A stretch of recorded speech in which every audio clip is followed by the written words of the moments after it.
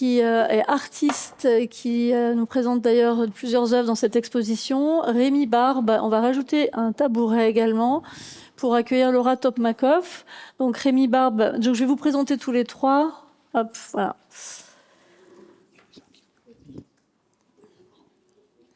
Donc Cléa, tu présentes ici une vidéo, des collages, et ce qui est intéressant effectivement dans ton travail, c'est qu'il est très inspiré de la science des rêves, de par le travail notamment de ta maman, neurologue, spécialiste en pathologie du sommeil, tu nous en parleras tout à l'heure. Rémi Barbe, vous êtes médecin responsable d'unité du service psychiatrie de l'enfant et de l'adolescent, notamment œuvrant à la maison de l'enfance et de l'adolescence qui a ouvert il n'y a pas si longtemps à Genève. Et vous êtes également membre membre conseil de la Fondation Convergence, qui, elle, s'est donnée comme mission de connecter culture, cité et santé. Voilà.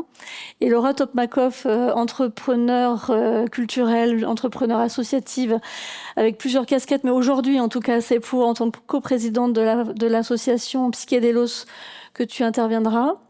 Et on va commencer par Cléa, puisque tu vas nous présenter ton projet de Dream Lab. Je te laisse la petite... Le micro qui est là, qui fonctionne normalement. Voilà. Allô, allô. Voilà. Et ça, c'est pour aller de l'avant. Voilà, juste là. Donc, on n'a pas beaucoup de temps. Chacun essaye de contenir son temps de présentation. Puis, si jamais je fais des signes comme ça pour... Merci beaucoup. Merci pour cette invitation. Je vais essayer d'être courte, même si j'ai beaucoup de choses à dire. Et voilà, je suis un peu impressionnée. C'est la première fois que je présente le projet devant autant de monde. Alors, je voudrais commencer par... Voilà, on est à peu près dans 94. Et moi, comme tout enfant, on me raconte des histoires pour m'endormir le soir. Et on me raconte des histoires d'anciens militaires qui chassent des ptérodactyles pendant la nuit avec son oreiller. On me raconte qu'il y a une dame qui s'est levée en hurlant parce qu'elle était en train de chasser le démon en disant « Arrière Satan ». Voilà, donc vraiment très très indiqué pour faire dormir les enfants. Il se trouve que, comme l'a dit tout à l'heure Séverine, ma mère est neurologue, elle est chercheuse et elle travaille en particulier sur la science des rêves. Et donc la science des rêves, pour moi, ça n'a jamais été un sujet parce que c'est ma langue maternelle, même si je ne sais pas si je la pratique, en tout cas je ne fais pas d'expérience en laboratoire. Mais il se trouve que depuis, je suis devenue artiste, insomniaque bien entendu. Et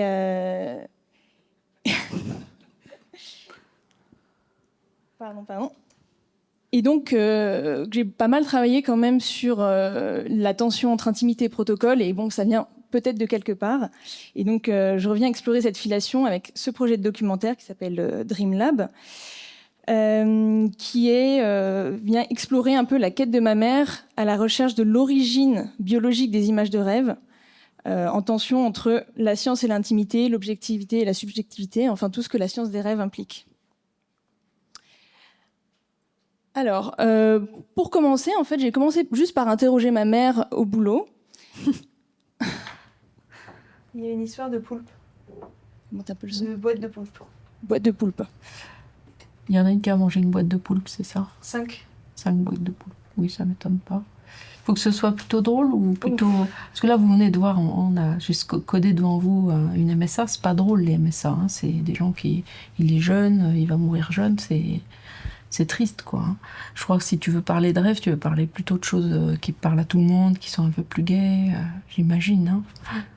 Pas forcément, c'est la réalité de la chose. Ouais, parce que les gens ils se disent sommeil, voilà, c'est des insomnies, des machins. Ah non, on fait aussi des maladies graves, quoi, qu'il faut ventiler, qui vont mourir. Un de nos patients a pris un CD, l'a tartiné avec du fromage râpé, l'a mis dans le micro-ondes, a chauffé comme s'il se faisait une petite tartine de pain fromage. Sauf que le micro-ondes, il a commencé à faire des étincelles dans tous les sens et du bruit, et ça l'a réveillé. Il s'est rendu compte qu'elle était en train de faire une bêtise. Il y en a une qui s'est rendu compte qu'elle avait fait un sandwich avec des mégots de cigarettes dedans, et elle a vu qu'elle avait croqué dedans, et elle a juste le reste du sandwich le lendemain matin. Parce que quand ils font ça, ils sont pas conscients, donc ils savent pas ce qu'ils font. Ça va ? Ah ouais, je me sens pas bien. Ah, ça va ? On fait une pause ? Ah ouais, je viens, on fasse une pause. Tu veux ouvrir la fenêtre ? Il fait chaud quand même. Ouais. Donc elle a eu... Ah, je sais pas ce qui sonne. Elle a eu raison de la cadreuse qui, voilà, les histoires de boîtes de poulpe l'ont un peu dégoûtée. Et donc, on est allé dans ce laboratoire que je connais très bien parce que j'y allais quand j'avais pas école, où on étudie les rêves. Donc ici, vous avez une jeune fille qui est enregistrée par la polysomnographie. Il y a des tas de capteurs sur son cerveau pour enregistrer son activité cérébrale pendant qu'elle rêve. Et c'est vrai que c'est une vision assez éloignée de, on va dire, en tout cas, la vision qu'on me donnait par exemple en école d'art, qui était, on évoque tout de suite la psychanalyse, Freud, les archétypes, la perte de dents, les prémonitions. Le rêve, c'est une espèce de marronnier culturel, parce que de toute façon, c'est une expérience très partagée, tout le monde rêve et puis tout le monde interprète. Mais le rêve, c'est aussi un terrain d'expérimentation scientifique, et qui est aussi intime et insaisissable que l'amour ou la douleur. Et moi, mon angle, c'est justement de parler de ça, que le rêve, c'est pas forcément un tissu de symboles à décrypter, mais un phénomène neurologique, et qui en plus est indispensable à notre survie. Si on rêve pas, on meurt, qui nous renseigne en fait sur les mécanismes primordiaux du vivant. Hop. Et donc, je suis obligée de parler un tout petit peu de l'origine de ça, parce que c'est une science qui est assez jeune. On est on va dire, ça commence à se développer dans les années 50 et on parle, voilà, tout à l'heure, on a parlé du professeur Michel Jouvet, qui est le découvreur du sommeil paradoxal. Et donc, ma mère a commencé sa carrière de médecin à ses côtés dans son laboratoire à Lyon. Et donc là, vous voyez que les électrodes qu'on avait sur la jeune fille tout à l'heure sont mis sur toutes sortes de choses. Donc des serpents, des iguanes, des œufs. Donc ils essayaient de voir si tous ces animaux-là avaient du sommeil paradoxal, qui est la phase de sommeil dans laquelle on a le plus de rêves. Et surtout, ça a été étudié, ils ont étudié ça sur un animal qui dort énormément, qui est vraiment le cobaye parfait, qui est le chat. Et donc, moi, je vous ai mis une vue d'artiste par égard pour votre sensibilité, parce que voilà, ce qui se passait pour les chats était pas très jojo. Voilà, on leur découpait le cerveau, on bougeait des choses pour accéder au sommeil paradoxal, au rêve. Hop là. Alors, donc, comme je disais tout à l'heure, au laboratoire des pathologies du sommeil de la Pitié-Salpêtrière, on filme des patients endormis. Et ce qui est pratique avec les patients endormis, c'est qu'on peut les observer, on peut les enregistrer. Et on a donc tous ces scientifiques, en particulier ma mère, qui essayent d'accéder au rêve, donc d'accéder à quelque chose qu'on ne peut pas voir. Et ils ont pour ça plusieurs méthodes. Et ils vont notamment s'intéresser à des patients qui ont des états hybrides. Donc, on va bien sûr avoir les somnambules, les personnes qui parlent dans leur sommeil, mais on va aussi avoir des personnes atteintes de maladies graves. Par exemple, cette personne a un trouble comportemental, trouble du sommeil. Oh non, j'ai du mal à la... Trouble comportemental en sommeil paradoxal. Voilà, c'est ça. Et en fait, nous, quand on dort, on a un verrou qui se met en place qui nous empêche de faire tous les gestes qu'impliquent nos rêves, sinon on se blesserait. Et donc, ces personnes-là ont le verrou qui a sauté. Et donc, ils jouent en acte leurs rêves. Donc ici, on a un homme qui est en train de chanter une chanson militaire un peu paillarde. Et donc, des vidéos comme ça, il y en a par milliers, et ça leur permet d'accéder aux rêves directement. Et bien sûr, ils les réveillent en plein milieu pour leur demander le récit de rêve. Et comme ça, avec plusieurs faisceaux, accéder à cette chose insaisissable qui est le rêve. Donc voilà, dans les exemples, on a un menuisier qui construit un escalier invisible. On a quelqu'un qui se met à fumer une cigarette invisible alors qu'il fume plus depuis 5 ans. Et donc, en fait, c'est une espèce de petit théâtre du sommeil qui est filmé par ces caméras infrarouges. Et évidemment, quand on fait du cinéma, quand on veut fabriquer des images, ça nous intéresse, ce genre de choses. Donc, ça, j'en viens à une notion qui revient beaucoup. Ma mère appelle ça le théâtre intérieur, le cinéma intérieur. En fait, c'est l'idée que notre cerveau est un faussaire qui fabrique des rêves plus vrais que nature. On y croit. Ils sont absolument réalistes. On sent... on a toutes les sensations du rêve. On a les odeurs, on a les émotions. Et en fait, moi, je trouve ça hyper intéressant de voir qu'on a un cinéma à l'intérieur de nous, qu'on a un projectionniste qui est en train de faire un spectacle de marionnettes devant nous et on y croit. Et quelque part, c'est une façon de dire que le cerveau aussi est artiste, qu'on n'a pas besoin d'être artiste dans la vie de tous les jours parce qu'en fait, on l'est en pleine nuit grâce à ce mécanisme incroyable qui nous crée chaque nuit des petits films.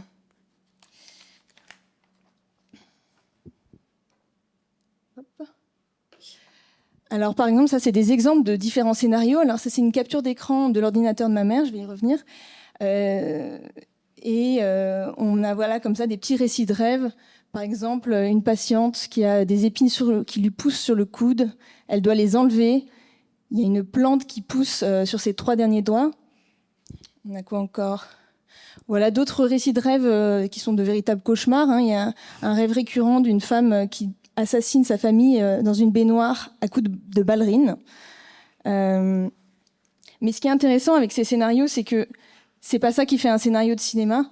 On va dire que le cerveau n'est pas un très bon scénariste. Et donc, qu'est-ce que je dois faire avec ça ? Comment est-ce que je construis un film avec ça ? Est-ce que je suis dans les temps ou Ça va, il faut pas tarder à conclure. On va pas tarder à conclure. Ok. Et donc, comme vous avez vu, c'est très très fourmillant. Il se passe beaucoup de choses dans ce laboratoire. Et donc, pour le film, moi, je me suis fixée sur une espèce de recherche qui structure toute la carrière de ma mère, qui est une théorie selon laquelle les hallucinations, les personnes qui ont des hallucinations, un peu comme en réalité augmentée, quoi, qui se mettent à voir des choses qui n'existent pas devant eux, et ben en fait, ce seraient des poussées de rêve, comme si la fameuse machine à rêve, le fameux théâtre mental, se mettait en route tout seul, en pleine journée, en plein éveil. Et ça, c'est extrêmement discuté, ça fait pas du tout consensus. Mais voilà, c'est un peu, ça va être un peu mon angle de m'intéresser à ça. Et bien sûr, ça veut dire, on va s'intéresser à où est-ce que le cerveau fabrique des images ? Est-ce qu'il y a un endroit ? Est-ce qu'il y a une boîte noire ? Est-ce qu'il y a une fabrique où on fabrique des images ? Alors voilà, je fais plus rapidement alors. C'est pas fait pour être retenu.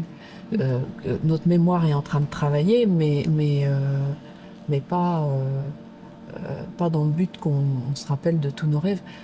Certains patients ou personnes se rappellent énormément de leurs rêves. Alors il y en a qui sont contents, mais il y en a qui sont très très mécontents. On appelle ça l'hyperonirisme. Et ils disent c'est comme si j'avais une deuxième vie la nuit. Et le problème c'est pas de chevaucher des girafes, c'est que je refais mon ménage dans mes rêves, tu vois. Donc c'est une deuxième nuit et finalement on se dit c'est pas plus mal que ça soit effacé, tu vois. Parce qu'en fait c'est super boring ce qui se passe. Ah ouais, il y a des trucs.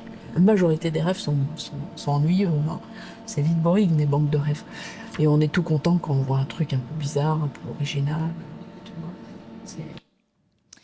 Et donc, pour conclure, dans les grandes lignes, moi, je me rends compte avec cette recherche que le rêve est pas tant un sujet intéressant pour moi que le réel. Comme ma mère le dit, en fait, un rêve, même la majeure partie des rêves, contrairement à ce que l'imagerie nous donne à voir, sont des rêves ennuyeux. On rêve qu'on n'arrive pas bien à ouvrir sa porte, que machin nous en veut, mais c'est pas machin, mais quand même. Les rêves exceptionnels sont assez rares et on s'en rappelle à cause de biais de rappel, justement parce qu'au milieu de toute cette monotonie, ils sont saillants. Et donc moi, ce à quoi je m'intéresse, c'est justement qui est autour de l'étude des rêves, et en particulier ma mère. En particulier, cette scientifique hyper sérieuse, mais qui en fait derrière, elle parle à ses animaux empaillés, elle s'habille de toutes les couleurs, elle veut prendre de la psilocybine, pareil, pour faire des expériences, donc des champignons hallucinogènes, et que donc quand on est scientifique, qu'on mène ce genre de recherche, il faut peut-être avoir un peu de fantaisie. Et je terminerai sur une phrase que j'aime beaucoup de Jacques Rancière. Le travail de la science que partage le documentaire par sa fibre anthropologique et historienne n'est pas de désenchanter un monde dont les occupants se perdraient dans des représentations illusoires. Il doit à l'inverse montrer que le monde tenu pour prosaïque par les esprits sobres est en réalité un monde enchanté dont il faut découvrir la sorcellerie constitutive. Voilà, j'ai encore plein de choses à dire, mais je m'arrête là. Merci beaucoup Cléa.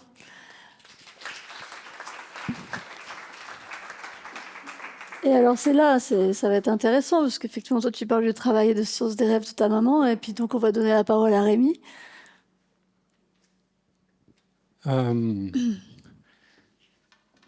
Alors moi, je vais plutôt parler de rêverie, en fait. Donc c'est vrai que... Et au fond, j'ai commencé tout à l'heure en arrivant, Laura, elle m'a dit « T'as pas l'air très en forme ». On a l'habitude de se voir, et au fond, je sortais d'une des réunions comme on en a hein, quand on travaille dans une institution hospitalière, budget. Je crois que c'est la pire de la semaine que j'ai le mardi matin à 10h. Mais là, je suis filmé, enregistré, donc c'était super On sympa. coupera. Et au fond, typiquement, ça illustre un peu le propos. Alors, je suis bavard, hein, on va voir. Mais ça illustre un peu le propos. Je sortais complètement aplati, en fait. Il n'y avait plus de rêve, plus de rêverie. Et au fond, en vous écoutant, en fait, en étant ici, je me suis dit, là, je suis venu chercher mon boost de rêverie pour pouvoir continuer de travailler. Et au fond, ça illustre un peu le propos de dont je vais vous parler. Donc, moi, je travaille donc dans un hôpital, et puis on a rêvé, en fait, et on a pu faire partager notre rêve, et on nous l'a construit, en fait. Donc, c'est un peu de ça dont je voudrais parler, de ce projet qu'on a développé ici à Genève. Donc, j'ai mis des petites phrases, ça fait toujours du bien. Hein. Donc, rêver, c'est déjà commencer à soigner. C'est vrai, rêver pour soigner autrement. Et en fait, c'est vrai qu'on a appelé notre projet un peu l'hôpital autrement, en fait. Et c'est devenu un peu un leitmotiv et au fond une manière de soigner autrement. Alors c'est vrai que moi je suis psychiatre, hein, c'est vrai que le rêve, on a, comme vous l'avez décrit, hein, c'est Freud, ces choses-là, mais c'est vrai qu'en même temps on prend beaucoup la rêverie comme en fait un espace qui est un marqueur de développement en fait, c'est-à-dire cette question qu'ont les enfants, parce que moi c'est vrai que je m'occupe de l'enfant, et l'imaginaire comme moteur de croissance. Et au fond, les enfants, ils ont un imaginaire débordant. En fait, ils ont le jeu symbolique, la créativité, et en fait, ça les aide à s'organiser en fait. Et au fond, il y a vraiment cette construction, et c'est quelque chose qu'on développe tous.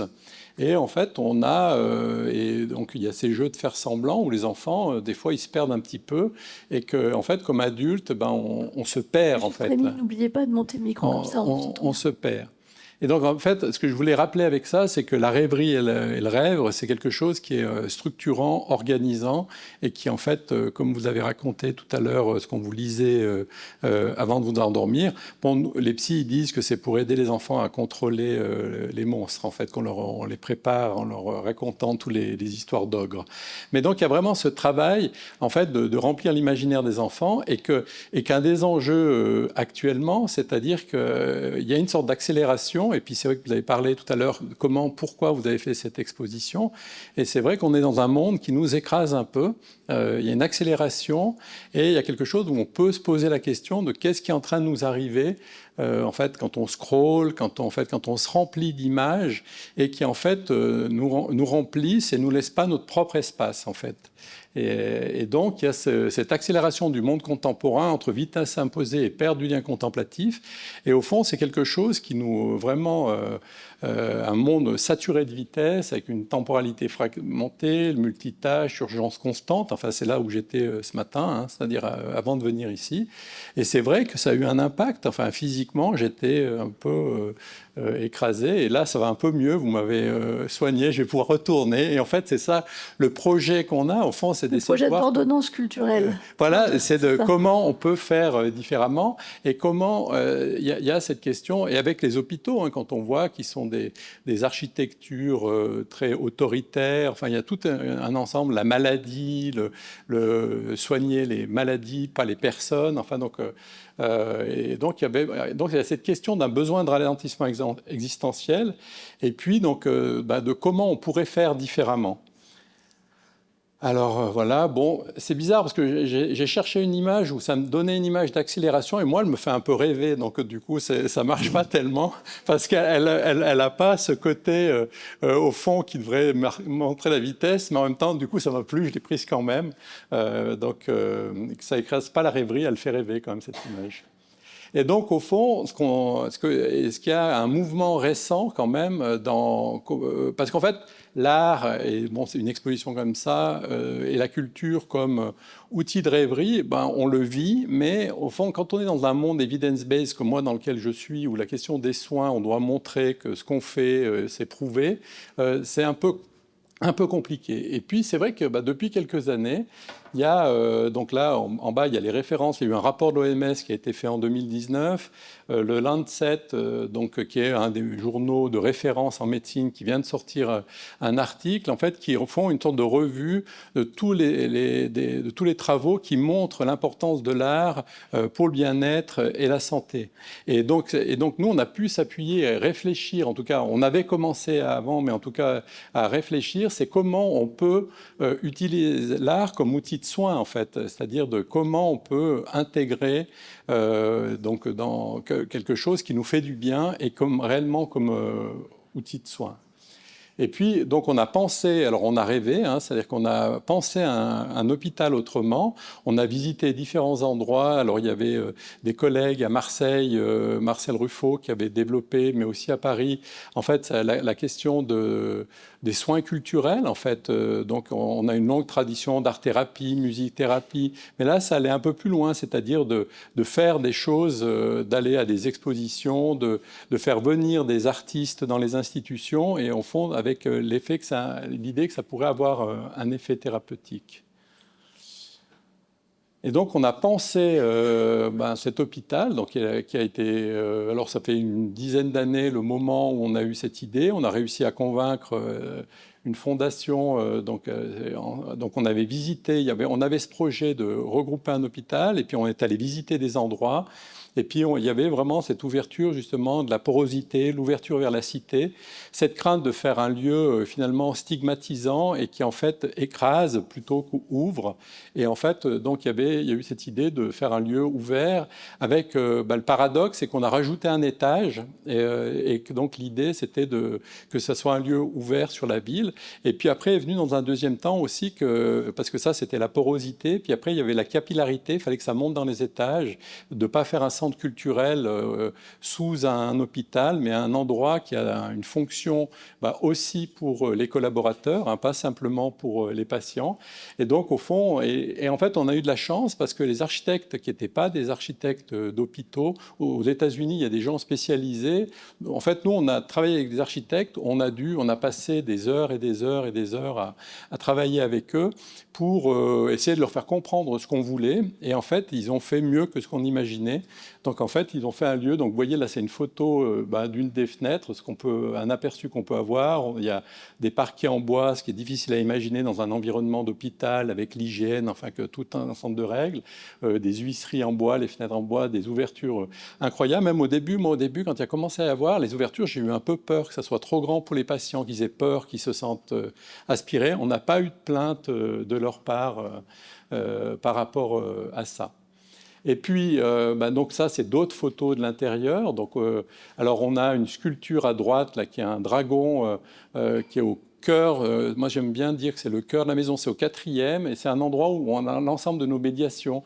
Et donc, les architectes, alors c'est une œuvre d'un artiste, mais qui reprend, au fond, qui crée une dissonance. Hein. C'est pas organisé, mais les enfants peuvent jouer. Au milieu, c'est notre hall d'entrée. Donc, on retrouve cette vision un peu d'une maison. Et en fait, c'est un thème qu'on retrouve un petit peu à tous les étages. Et ça, c'est un endroit où les enfants viennent, peuvent s'asseoir. Des fois, on a des écoles. Alors, on doit être maintenant dans les guides touristiques. Tout à coup, on voit des gens, ils viennent des écoles qui sont qui viennent. Et puis, tout à coup, ils sont là. Puis, ils se prennent une photo de groupe ensemble. Donc les gens viennent voir. Et c'est vrai que le bâtiment, alors bon, c'est vrai que c'est difficile de rendre compte de ça, mais quand on y vient, alors je vous encourage, hein, c'est un lieu public, hein, c'est un hôpital. Vous vouliez projeter la vidéo, non? Oui, après, tout de suite, vous voulez? Non, assez vite. Assez vite, d'accord. Voilà. Donc ça, c'est le hardware qu'on a reçu. Mais en fait, quand on avait visité des lieux comme la Maison de Solène à Paris, en fait, on avait été un peu préoccupés par le fait que c'était un magnifique bâtiment où il y avait, je pense, une pensée qui était proche, mais au fond, c'est comment il y avait un défaut de mise en œuvre. Parce qu'un hôpital, et même nous, on lutte avec ça, hein, c'est-à-dire qu'on a les normes hospitalières, la cafétéria, les horaires, enfin, tout à coup, tout ce qui peut écraser, et c'est comment on peut mettre en œuvre dans cet environnement, qui est quand même un environnement d'hôpital, de pouvoir faire des expositions, inviter des artistes, des concerts, enfin, et donc, en fait, on a créé créé une fondation qui a le mandat, c'est le software, qui a le mandat de mettre en œuvre ce projet. Et c'est vrai que c'est la fondation Convergence qui a un budget propre des gens. Alors c'est un mélange de gens. C'est une fondation qui a été initiée par l'hôpital et qui a une vocation à diffuser dans l'hôpital. Et puis moi je me dis le monde entier en fait. Il faut qu'on transforme les hôpitaux, les lieux de soins, parce qu'il n'y a pas de raison de faire des lieux aussi hostiles, aussi désagréables, et que même à Genève, par exemple, il y a des endroits où ils viennent de refaire l'entrée, c'est inimaginable en fait ce qu'ils ont fait. Ils ont investi beaucoup d'argent, alors qu'il faut venir voir notre lieu. Alors, on va le montrer, du coup. Alors ça, c'est le site de la Fondation Convergence. Ça, c'est juste pour vous inviter à aller voir, en fait, finalement, pour que vous puissiez vous rendre compte de la programmation, l'ensemble des choses qui s'y passent. Et puis là, je vais vous montrer une vidéo qui est en fait une vidéo qui a été faite. Là, c'est Share Your Song, Guess My Emotion. Donc, c'est une résidence qui a eu lieu, on voit du 23/01 au 30/05/2025, où il y a eu tout un ensemble de conférences, c'est organisé avec l'Université de Genève. C'est un énorme projet. Et puis, notamment, il y a une résidence d'artistes et puis un artiste qui a projeté qui a créé une vidéo en filmant le bâtiment et en enregistrant les bruits de la maison. Enfin, c'est un geste artistique, mais c'était une manière de vous faire visiter Sachant qu'après la vidéo, on sera obligé d'arrêter. de passer le micro à Laura Voilà. pour qu'on puisse échanger à la fin. Alors,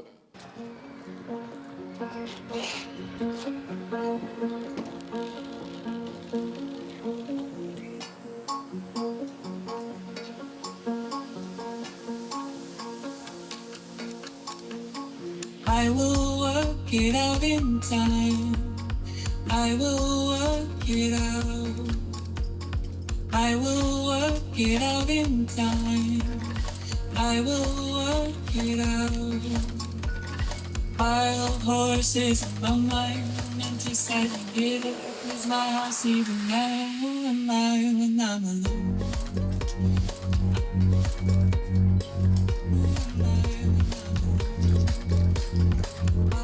Horses on my own and deciding it is my house even now.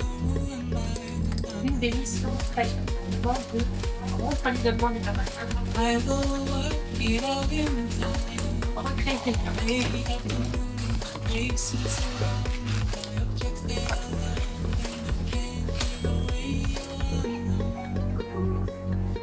Consolidement du passé. Recréer ses liens. We are the world. We are the children.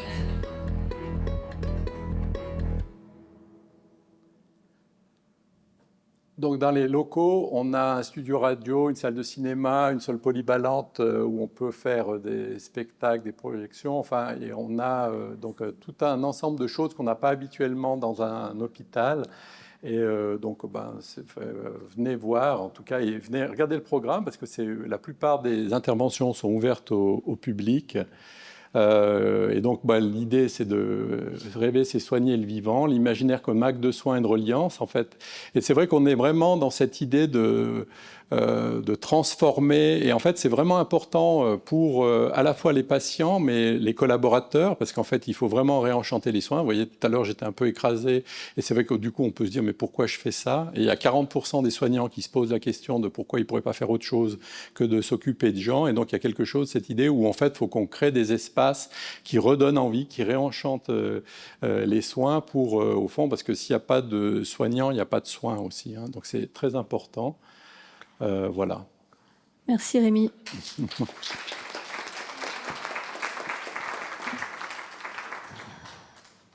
Laura, du coup, je te laisse enchaîner avec ton expérience et cette association Psychédélos.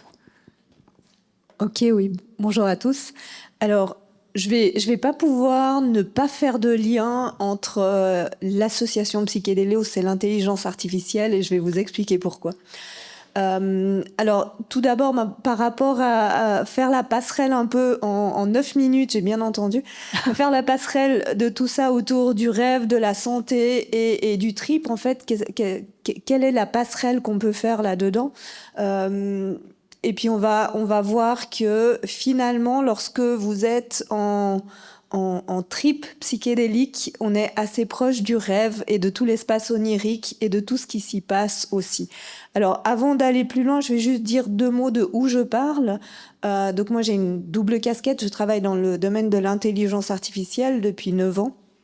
Et puis une autre casquette de patiente à la base. En 2021, je suis rentrée en thérapie assistée par psychédélique après 30 ans de thérapie, 30 ans de thérapie et 30 ans de dépression chronique.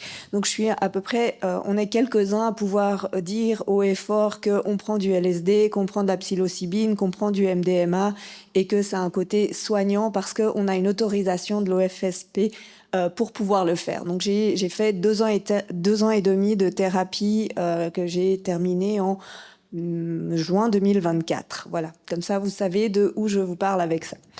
Alors, peut-être l'association Psychédélos. L'association Psychédélos, c'est une association qui émane des patients et des patientes des thérapies assistées par psychédéliques. On a 6 missions là derrière. La première, c'est défendre la voix des patients et des thérapeutes, et j'insiste avec le et des thérapeutes et des médecins, il y a besoin dans ce domaine-là avec les psychédéliques de défendre et les médecins courageux et courageuses qui s'y mettent, les thérapeutes courageux, courageuses qui s'y mettent et les patients.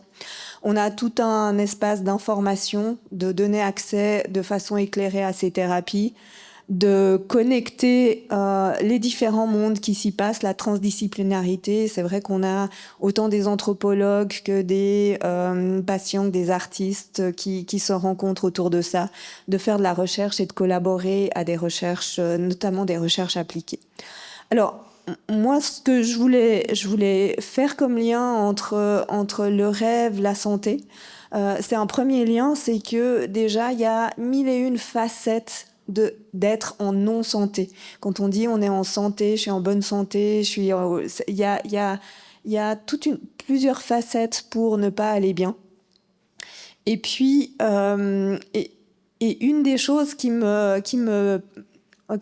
ces temps me fait beaucoup réfléchir, c'est je discutais avec le professeur Besson qui fait beaucoup de travail autour de la spiritualité, des morts imminentes, des expériences de mort imminente et des psychédéliques évidemment. Et puis lui, il parle des symptômes d'une société en vide existentiel. C'est quoi une société qui est en vide existentiel? Et puis il y a 3 symptômes, c'est l'agression, l'addiction et la dépression. Et si on regarde un peu autour de nous, on voit que on est quand même beaucoup dans de l'agression, de la dépression et de l'addiction. Et ce qui était intéressant pour moi, c'est de se dire, mais ok, quel est le pouvoir du rêve là-dedans? Quel a été le pouvoir du rêve chez moi dans mon parcours de guérison? Et puis, si je prends novembre 2021, où j'ai commencé ces thérapies, j'étais dans un état je pense, de mort cérébrale, mais en version du cœur. C'est-à-dire que j'avais plus de goût j'avais plus de capacité j'avais plus de capacité de réjouissance et de flamme de vie.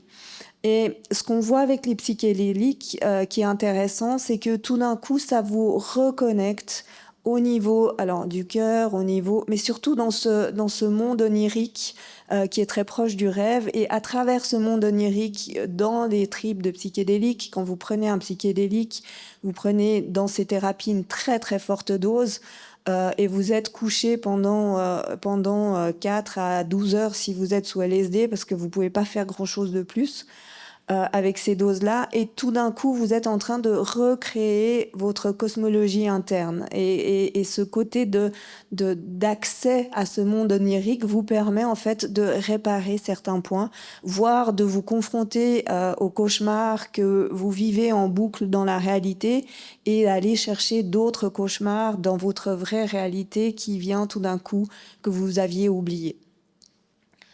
Donc, ce qui est intéressant avec le rêve et ce qui est intéressant dans ces thérapies-là, pour moi, c'est tout ce que ça crée au niveau de plasticité. Alors, je fais malheureusement pas partie des personnes qui font des rêves ennuyeux dans ma vie.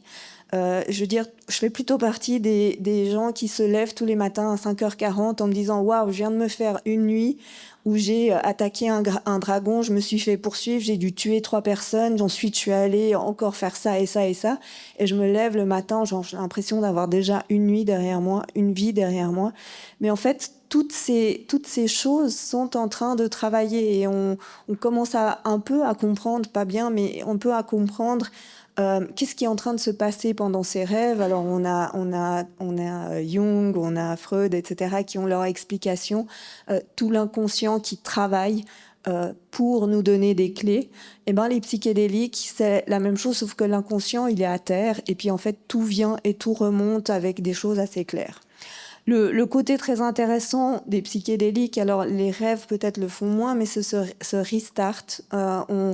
On repart sur un trauma qu'on va revisiter et qu'on va soigner sous psychédélique pour pouvoir recommencer. Et puis, je pense, parce que depuis une année, notamment avec l'aide de l'intelligence artificielle, j'ai un carnet où je mets tous mes rêves et je demande des interprétations de style jungien, de style freudien, de style IFS, etc., pour comprendre en fait ce qui se passe et arriver à remonter à mon conscient, l'inconscient. Et je pense que quand on commence à rentrer là-dedans et dans ces maîtrises-là, ce qui est intéressant, c'est qu'on commence à retrouver son pouvoir et sa capacitation. Et c'est là, je pense que c'est vraiment très intéressant de pouvoir aller là-dedans. Je vous mets ça, c'est ma minute choc. Ça, c'est merci à Audrey qui me l'avait mis. C'est au Cimetière des Rois à Genève.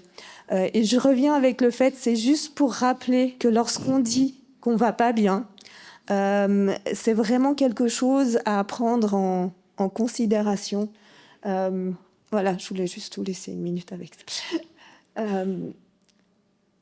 Et puis, finalement, le point de passion artiste, et si je vous dis je peux pas ne pas faire de pont avec l'intelligence artificielle, c'est parce que si moi, par exemple, je dessine assez proche de ma fille de 9 ans, plutôt que de la femme de 50 que je suis en termes d'avoir des jolis dessins, on va dire. Et ce que je trouve super intéressant avec l'intelligence artificielle, c'est que ça me redonne accès à la partie créative et artiste en moi, où je suis tout d'un coup capable soit d'exprimer, que ce soit avec du texte, des choses que je peux augmenter grâce à l'intelligence artificielle, soit avec des images, soit avec des sons. Et puis à la Fondation Impactia, où on travaille sur l'intelligence artificielle, on a pendant 3 ans fait des laboratoires d'exploration au travers de l'art et de la culture, de l'impact de l'IA sur la société. Et là, on a vraiment invité une 40aine d'artistes du monde entier qui étaient technophobes. C'était un peu le critère. On leur a remis une IA multimodale pour qu'ils créent avec. Et c'est vraiment là où on voit le pouvoir capacitant de l'art pour aller vers une guérison ou vers des réflexions sociétales. Donc voilà, Psychédelos, ce qu'on fait dans cette association, c'est beaucoup de la capacitation. C'est beaucoup de la capacitation vers un chemin de guérison, que ce soit des cercles de parole par pair, que ce soit des études, la recherche appliquée, des permanences, et on initie des projets différents, dont le centre transdisciplinaire de thérapie assistée par psychédélique qui est né le 28 août, où on fait de la recherche, on fait de la formation et on fait des thérapies assistées par psychédélique. L'idée étant que ça doit être accessible au plus grand monde, au plus grand nombre, pour pouvoir faire ce lien entre, quelque part, notre monde intérieur et puis l'artiste que nous sommes chacun et chacune. Voilà, je vous remercie. Merci Laura. Alors, je sais pas, je pense qu'on est presque au bout de la conférence, c'est juste. Peut-être qu'on peut demander à Barbara et Douglas de nous rejoindre pour peut-être 1 ou 2 questions de fin. Est-ce que dans l'Assemblée, vous avez des questions pour nos intervenants? Non, ça vous a scotché, là, la tombe, Laura, ça les a tués. Moi, je voulais vous remercier et peut-être, je suis persuadée qu'il y a des discussions qui pourraient s'élaborer. Je ne sais pas. Douglas, peut-être, je vais te donner la parole. peut-être pour un peu synthétiser ce lien entre Oh là là. art, techno, rêve. Synthèse, oh là là, Ouais. je ne pourrais Mais pas faire une attention, synthèse. parce qu'on n'a pas beaucoup de temps. Mais bon, on a quand même une dizaine de minutes devant nous, donc on peut peut-être se donner la parole réciproquement. Je ne sais pas quelle est la question.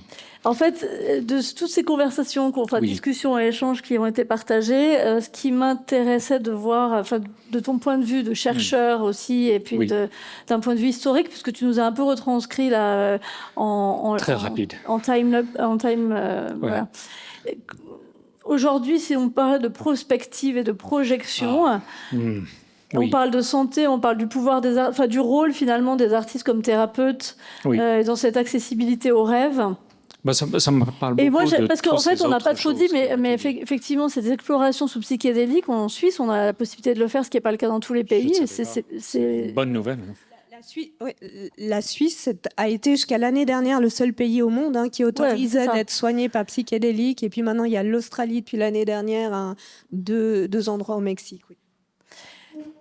Donc c'est important de le préciser, parce qu'on n'est pas, Oui. à Tarifleur, on n'est pas là en train de pousser la consommation de LSD. On trouvait ça super Oui, intéressant. mais En je- revanche, de oui, mais montrer, il y a, mais il y a voilà. très clairement dans cette salle au moins un tabou qui est tombé. C'est ça, d'ouvrir des portes. Et ça aussi, je trouve intéressant. Voilà, quand j'ai grandi là-bas, c'était partout ces questions-là de drogue et de non-drogue, mais en tout cas de voyage de blast-in. J'aime beaucoup ce concept de blast-in. Je trouve très intéressant.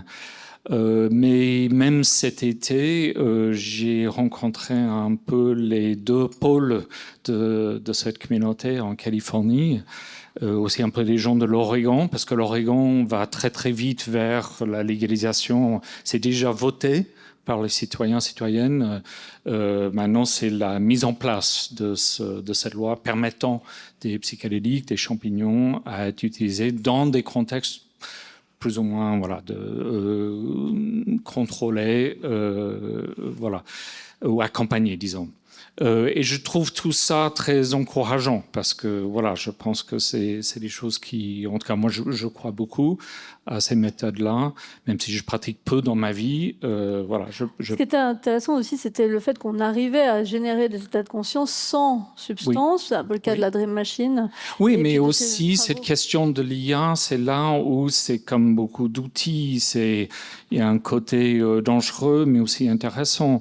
On le sait, par exemple, que OpenIA, quand l'intelligence artificielle était très, on disait, c'est très positif, très quelle bonne idée. On disait en anglais sycophantic, je sais pas comment le traduire en français, mais en tout cas la machine qui positivait tout ce qu'on leur donnait.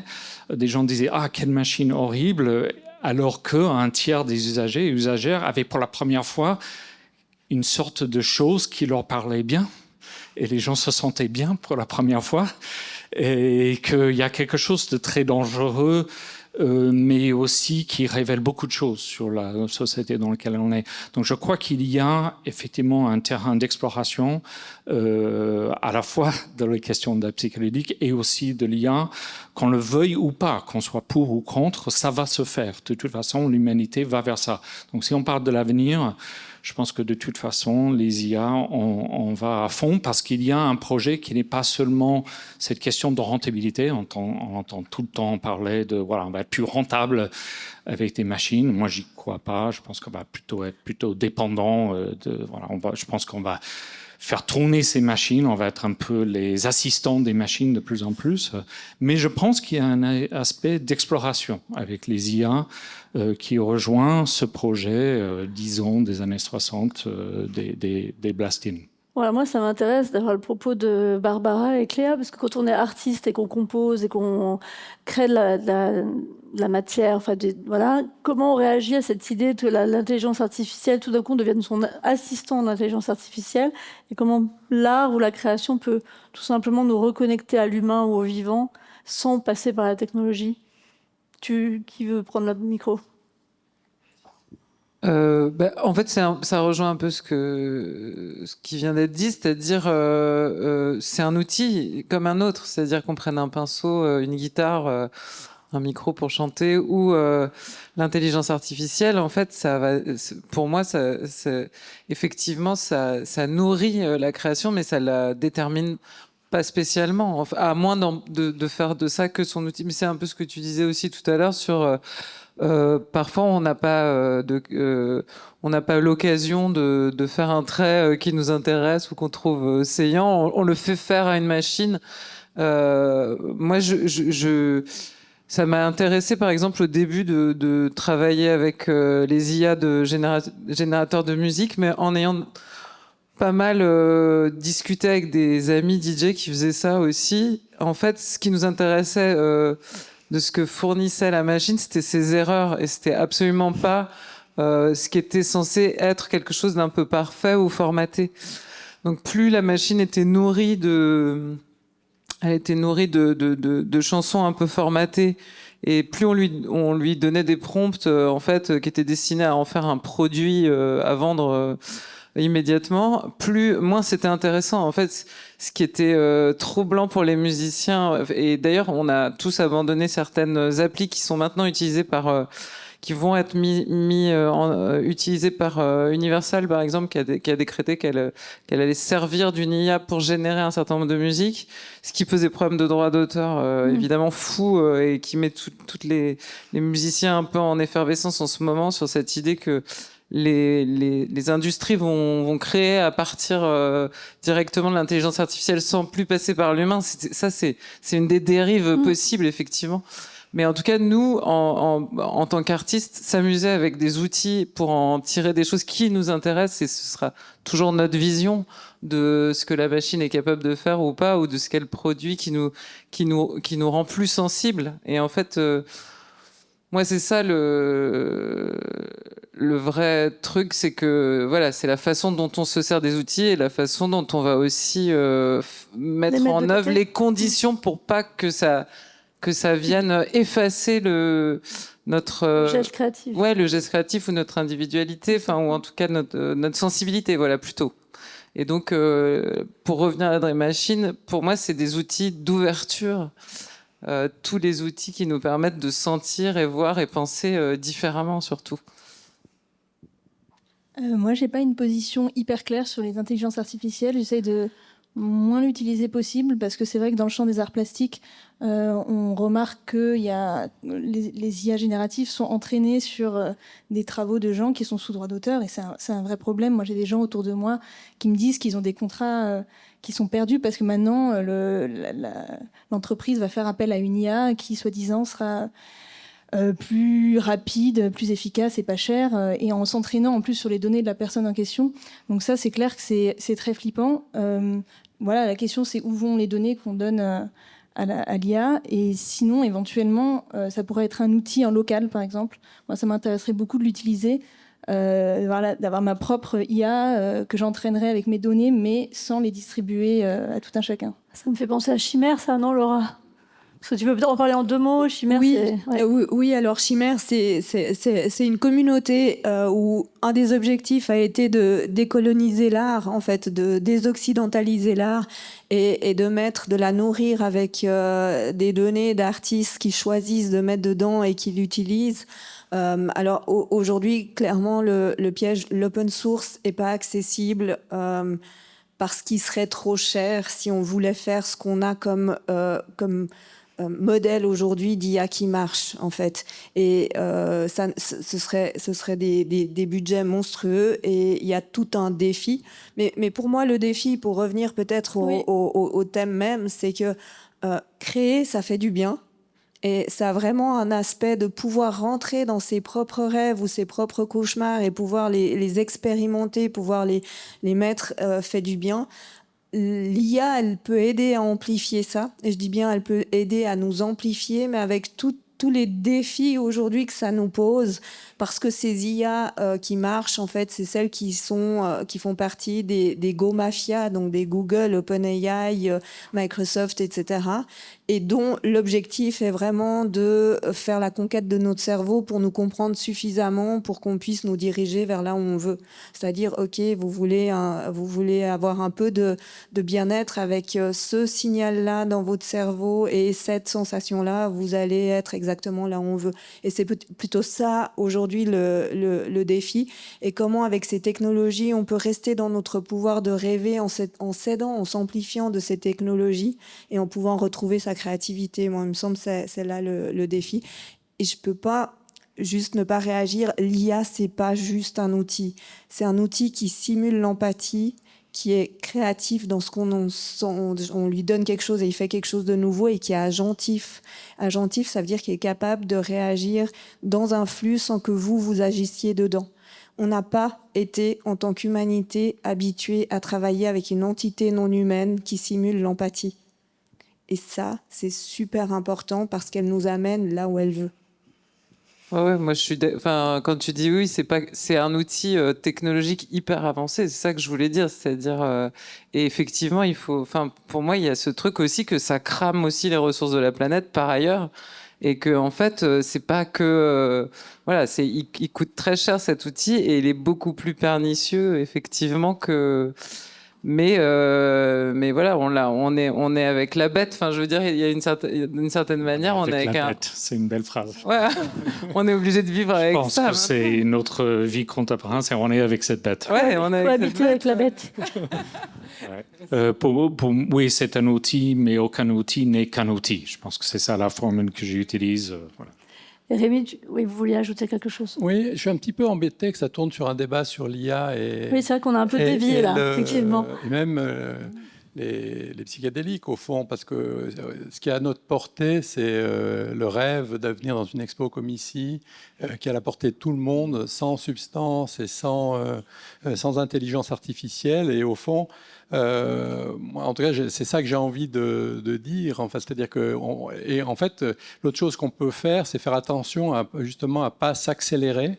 Ce que peut être l'IA ou un certain nombre de choses en fait qui nous, comme les réseaux sociaux, qui en fait nous accélèrent et c'est comme si nous vidaient de notre substance et qui en fait nous écrasent et qu'au fond il faut qu'on retrouve cette capacité à être connecté avec le vivant, la culture, la nature, pour pouvoir au fond avoir ces états un peu entre deux de rêverie justement quand on le regarde dans le vide et que là notre cerveau en fait il se reconnecte, peut-être ce que font finalement les psychédéliques, hein, c'est-à-dire qu'en fait, ils remettent en route il y a une sorte de système de reboot, mais par rapport... et qu'en fait, on peut faire ça avec une hygiène de vie relativement naturelle et que c'est vraiment ça, et qu'il faut qu'on fasse très attention à l'accélération, parce qu'en fait, on est dans un système... L'IA, typiquement, comment on va l'utiliser, et pour l'instant, moi, je vois comment je l'utilise, ça pourrait m'aider à faire des rapports beaucoup plus vite, mais je fais plein d'autres choses. Et en fait, ça m'accélère plutôt que ça me fait gagner du temps pour faire autre chose. Oui. C'est-à-dire que c'est un risque, c'est qu'on fasse attention à pas trop s'accélérer et qu'en fait, en regardant un paysage, on peut, si on est un peu en conscience, on se fait beaucoup de bien. Effectivement, et je pense que c'était d'ailleurs l'idée de l'exposition, c'est plutôt d'inviter à... Ici, on a des entreprises et des collaborateurs qui travaillent. Quand ils rentrent dans cet espace, l'idée, c'est de se déconnecter en fait, du stress qu'on avait 3 minutes avant. L'image que vous cherchez, vous disiez que l'image de l'autoroute, etc., était une sorte de rêverie. Pour moi, l'image qu'il fallait mettre, c'est ce truc-là, en fait, ce qui coupe la rêverie, la pause, attendre un bus, ne faire rien,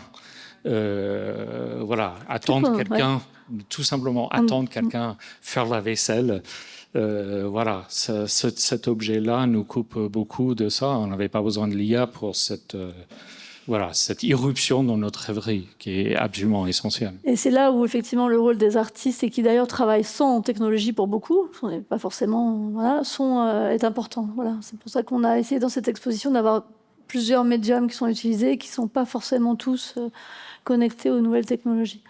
Je vous remercie pour ces présences et vos échanges.